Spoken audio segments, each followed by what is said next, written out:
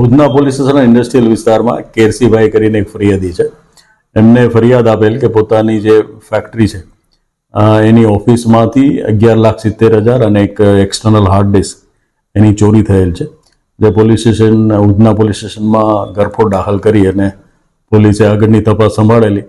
દરમિયાન technical surveillance અને social media surveillance દરમિયાન જે આરોપીઓની ખબર પડેલી એમાં દીપક, એક લખી અને ત્રીજો છે શુભમ, એ 3 આરોપીઓની પોલીસે ધરપકડ કરેલી છે.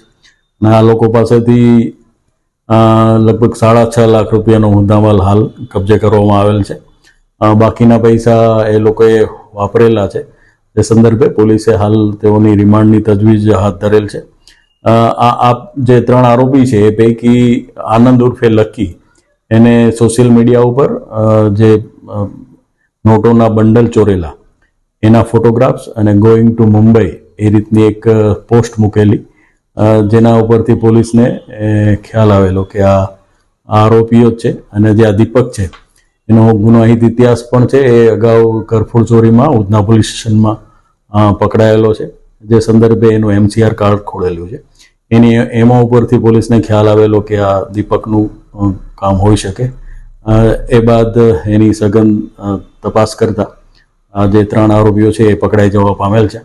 જે પૈકી શુભમ અને આનંદ લકી એ બોમ્બેથી પકડાયેલા છે અને દીપક છે એ પોતાના ઘરેથી પકડાયેલો છે.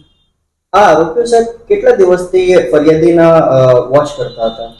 એ આરોપીઓ છે એ જે મજૂરીનું કામ કરે છે એ ત્યાં આજુબાજુ અવારનવાર ત્યાં જઈ અને આની વોચ કરતા હતા કે ક્યારે ખોલે છે, ક્યારે દુકાન એની ઓફિસ બંધ થાય છે. એ પ્રમાણે વોચ કરી અને પછી એ લોકોએ આ પ્લાન કરેલો છે.